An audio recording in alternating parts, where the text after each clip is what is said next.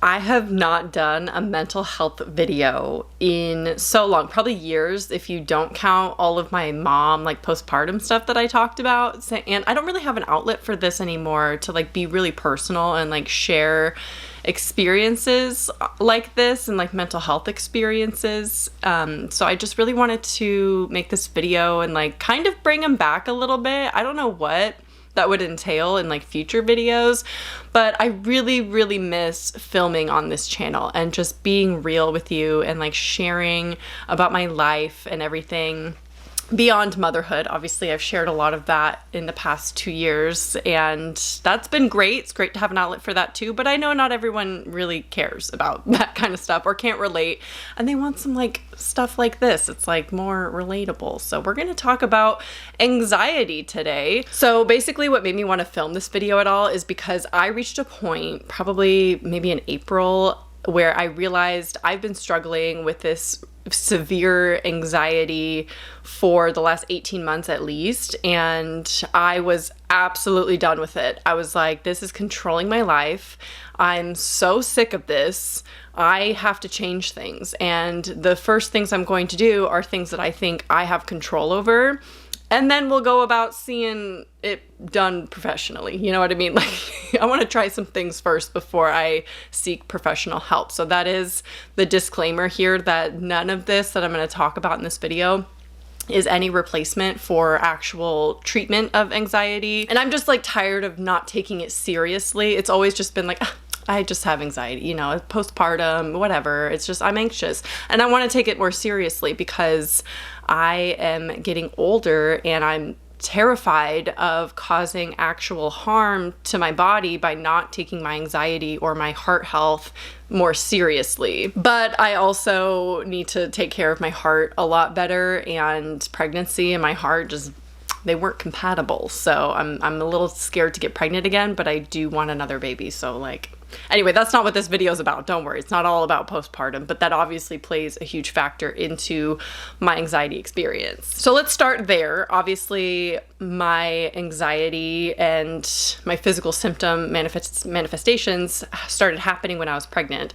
I got preeclampsia when I was pregnant, which is basically high blood pressure, and it can be very deadly for the mom.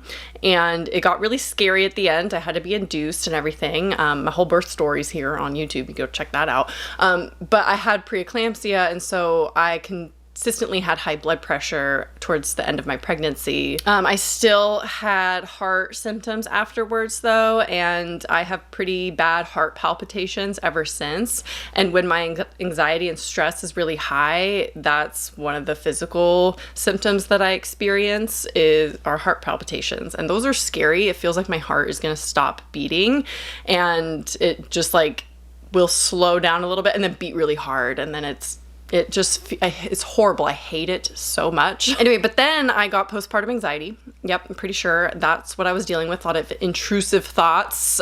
It was horrendous. Probably should have sought treatment. And man, if I had all the money in the world, I would have. I should have sought treatment for my postpartum experience because I was a big ball of anxiety constantly. Couldn't take her out anywhere. Definitely couldn't take her out anywhere by myself. And it took me a long time to get where I am today in being comfortable in doing that. And now I'm a new woman. I'm like a different person than I was last year. And obviously I had a lot going on in my life at the time, and it was a really stressful time, including the baby part. But anyway, that's kind of the origins of my anxiety. And obviously part of this is recognizing my circumstances and everything that I am dealing with right now. We have obviously being a mom, that's whatever, right? We have dealing with my dad's estate and everything that goes along with that. It's a huge, my life is just a juggling act of like constantly jumping from one thing to another. And so it is partially about me recognizing that it is okay for me to be under stress right now. Like if you're going through stuff, it's fine. You're not going to be your most stable in your most stable place in here and in here. And that's okay. There's things that I'm dealing with, and that is just the chapter of my life right now is stress, and that is okay. And I am just accepting that. So I do recognize that is the origin and the cause of my anxiety, but I am tired of not doing anything about it. I'm tired of the physical symptoms that I feel all the time. The heart palpitations being the worst. That's the one I feel the most consistently. And then I started getting my aura migraines again, which wasn't a fan of that. So whenever my stress would be really bad, especially after my dad passed away, I would get really severe aura migraines, and I started tracking them because they were usually hormonal, like around my period, or had to do with alcohol. None of this, it's gonna sound really stupid when I say these out loud, and again, none of it replaces actual interventions or treatments for anxiety. So please just take this with a grain of salt. This is like a self-help video. I love me a good self-help video, let me tell you. Works for me, doesn't work for everybody, okay? So this is just what I'm personally doing and attempting before I seek out professional treatment, okay? First thing is a change in attitude. Like I said, this sounds stupid saying it out loud when I go over all of my symptoms and my actual stressors, and it's like, I'm just pretending I'm happy all the time and it's helping. No, it sounds stupid. Anyway, no, fake it till you make it is one of the things that I've been trying to do. I am faking being a calm person. That sounds ridiculous, but it's been working. I don't know how, but I pretend that I am the calmest person in the room, that I am the most relaxed. Like if I have to go to the store, I'm going to Target, right? I would usually rush through it, be super anxious, power walking the whole store. I am full of stress every time I leave my house. And I've mentioned it before, but I felt like I was getting slight agoraphobia after I had my baby because I would be scared to leave my house and go far or do anything. Even just a little run to Target or the store. Now I just walk into Target and pretend I'm just the chillest person there. I'm like, I'm so calm. I am just hanging out. I'm strolling the aisles. I'm just getting what I need, and I'm slowing the fuck down, okay? And I would have this attitude that everything is hard and everything stresses me out. Everything is bad, okay? I would have this mindset that, I'm so tired right now. Going to the store right now is gonna be so freaking hard. And even like working, like filming videos, and I would have this attitude that like, putting makeup on right now is so hard. Doing my hair, I have to like pick out something to wear in the video, and then I gotta film the video, and then I gotta edit it, and all this stuff. It's so hard, like everything's so hard. It was very woe is me, okay? I was having a little pity party for 18 months. And so I just started pretending that it was easy. And it is easy. Like my job is not that hard, okay? Don't let people tell you otherwise. There's hard aspects, but it's not hard. What I do is not hard. And putting makeup on, 10-minute makeup routine, not hard, okay? I don't know why I put it on myself like, oh, you're so exhausted. This is gonna be so hard for you to do. And it's not, because I love to do this. And I genuinely get joy out of making and posting videos and interacting with people online. So why was I so focused on all the buildup that led up to that as being hard? It didn't help anything, and it surely wasn't true. So now I just pretend everything's so freaking easy. I'm just like, oh yeah, I gotta do a little 10-minute makeup routine. I already have my video planned out. I'm just gonna sit down and talk about it. It's just really chill, just talk. Like it's just talking. And that goes for anything. Obviously, that's not very relatable to everyone. Not everyone's an influencer or content creator, but just take that and apply it to literally anything. Oh, I have to do this thing that you typically see as difficult. Pretend it's easy. Pretend you do it all the time. Pretend it is the easiest thing that you're gonna have to do that day. And with that, whenever I feel the anxiety bubbling up, especially in my heart symptoms, when I start to feel my heart go, I slow down. I go in slow-mo, baby. I am so slow. I catch myself like rushing through my night routine of like feeding the cats, doing Pepe's insulin, making sure Fern's bottles are all ready, like doing all this night routine, making sure I brush my teeth and like all this. I rush through everything I do, and I notice that really contributes to my anxiety, and I just need to slow down. There's a time and a place to rush, and that is not every day. Not every situation needs to be rushed through. Same thing with what I was talking about, like going to the store. It's like, that doesn't need to be a sprint. I don't need to be sprinting through this errand. I can take my time. I think part of it is like, oh, I need to get back home to my daughter. I need to get back home. Like, oh my gosh, I'm just so stressed out. Like I don't want to be here right now. I need to rush through this. I don't want to be doing this right now. I'd rather be doing a million other things. I need to get home. All these things going through my head make me rush. And that, again, doesn't help, and there's no reason for that. So when I start to notice that and start to notice how it's contributing to me, I slow way down. Washing a dish, real slow. And I have to do that, otherwise I'll just jump right back into like rushing through it. So I have to be comically slow sometimes. And again, that helps. It helps. It makes me aware of what I am doing, and it makes me feel more present in the moment instead of thinking about the million other things I need to rush to get to, because I don't actually need to rush to get to those things at all. They will still be there. Like they will get done. Another thing that has been helpful for my anxiety, again, this has to do with these circumstances, my own personal, but I think this can apply to everybody, is I schedule in time to feel my feelings. I know no one wants to do it. I am so avoidant of feeling the grief of losing my dad, grief over a lot of things that are, happening. And I felt like I had to distract myself and prioritize other things where I wouldn't actually let myself feel anything. And that manifests in my anxiety, and I would obviously have unresolved emotions and unresolved feelings over things, and sometimes you just have to feel them. Actually, you always have to feel your emotions, because they'll sit there. They'll sit there and they'll fester and they'll rot in your body in some way or another, and you have to get through them, unfortunately. I hate it too. Trust me, I don't want to feel them. I try to just be like, that doesn't matter to me. I'm over that. I don't care. I don't care about that. That's not true. That's not true. I have to feel it. I have to feel it. So now I have scheduled times where I journal. If I feel very overwhelmed, I have to journal, and that really helps me get to the bottom of my feelings, because I bury them deep in there. I push them way down because I don't have time to really go through them throughout the day, just day to day. There's a lot of other things I have to do, like be a mom and stuff. So I don't have time for that. So for me, I have to journal to kind of get to the root of all of it and get them to bubble up, and then I can feel them. And then I have a little breakdown. Okay. It's not comfortable. It's not easy. But I realized I have to go through it, because as soon as I let that happen, the next day, no anxiety symptoms. It's kind of wild how my heart will just calm down. It's so validating that you do have to actually feel your emotions as much as you don't want to. You kind of have to. And if you're like me, just schedule it in, whenever you got free time, journal, talk about all that shit going on and get it to bubble up and release. Let it out and feel. The next thing that I have been actively doing in managing my anxiety is walking. Now, I know talking about movement and you gotta exercise is annoying. That's why I walk.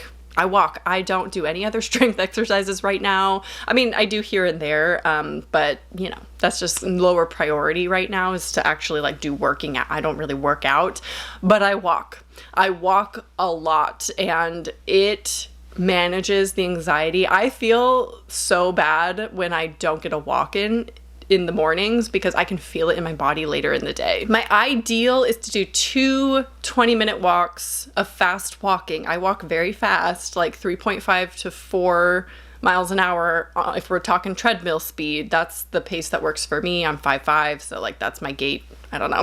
Every person's gonna have a different speed, but that's for reference.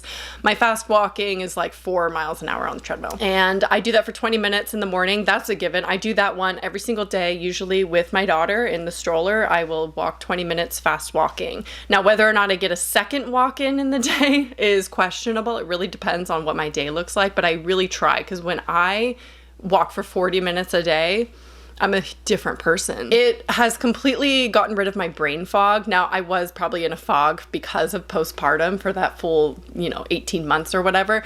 But when I tell you, I can speak better, I can think better. So it's good for everything. Walking is literally a magic thing that we just don't do enough of. You could do research on it. It is actually one of the best things that you could do for yourself and for your body, for your mental health. Now, obviously, caffeine, limiting caffeine and alcohol, that's a given. I don't even want to talk about that necessarily, but it helps, okay? I am someone who has always been very sensitive to caffeine, even though I drink coffee every single day.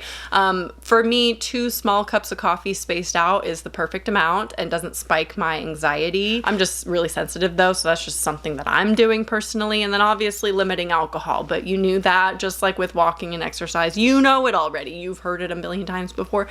Just I'm limiting my alcohol, drinking socially, you know? Alcohol actually is something that would trigger aura migraines in me when I was stressed out. And it would be difficult because I would feel such a relief when I would be drinking.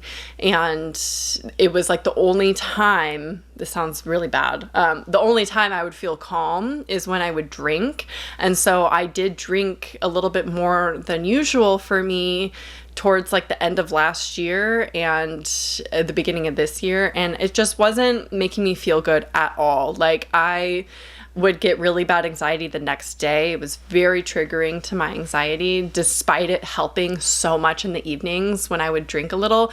It would just take the edge off and I'd be able to sleep, and it was really nice. But then I was in that constant cycle because the next day I'd feel super anxious and then feel like I needed to do it again in order to calm down at the end of the day. And it's like, that's just a dangerous cycle I didn't want to get into. So I've completely like reduced the amount that I've been drinking, and it's been really helpful. I just keep it for social situations or every now and again some wine with my partner, and just keeping it at that. Because I'm also at an age, I'm 34 now, where man, do I feel it. I could drink 2 glasses of wine spaced out and I'm feeling hungover in the middle of the night.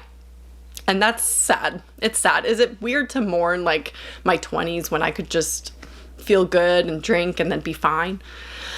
It's just not worth it anymore. It's not worth it. It's not worth it. So I've just been limiting that as much as I can. The next 2 things are content that I've been consuming that has been really helping.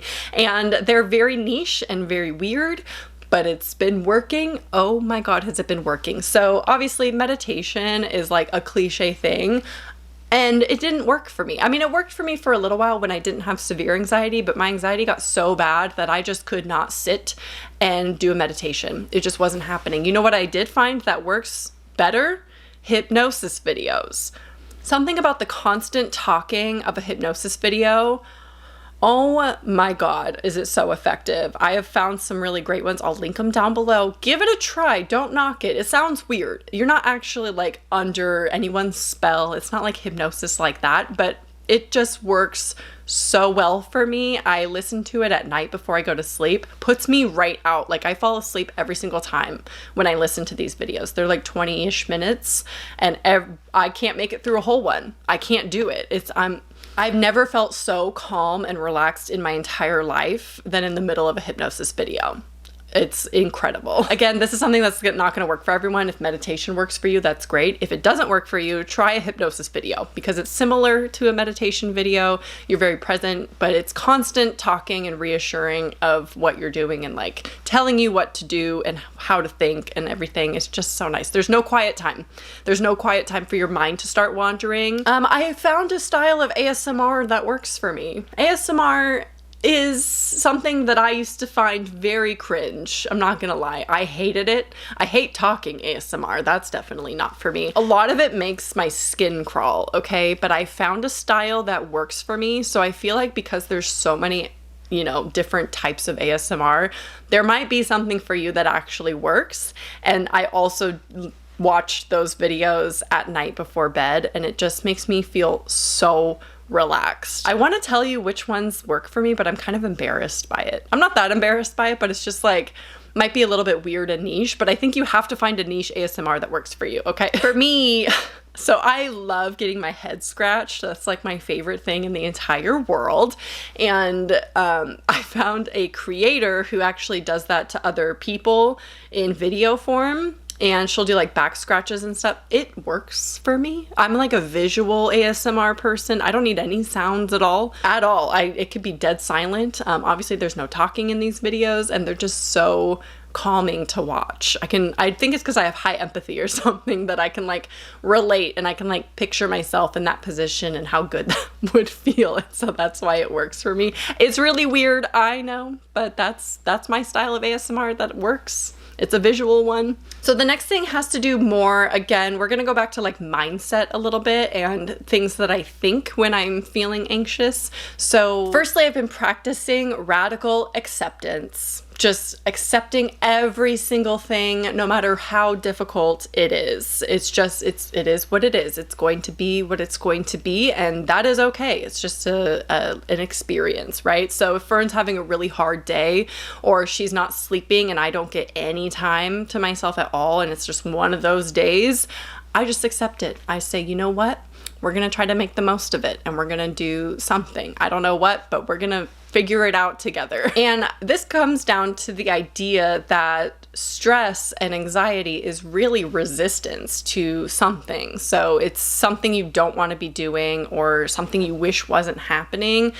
And that resistance is what's creating that stress. Obviously not always. My anxiety manifested physically, like from a pregnancy and everything like that, and the postpartum experience. So that was like hormonal from the beginning. If I just accept things and I don't resist things, I find that they are actually easier. And I know that it's not fun to hear. It's not fun because we want to resist. That's like our nature, to resist things that are uncomfortable and doing things that you don't want to do. But if you just accept that it's going to happen, or that you have to do it, or you're going to do it, then that takes away like 50% of the negative aspect of those things. And this all like intermingles in my mind. Like when I have to film a video, for instance, it's a filming day, and maybe I'm feeling a little resistance to that. I'm feeling extra tired.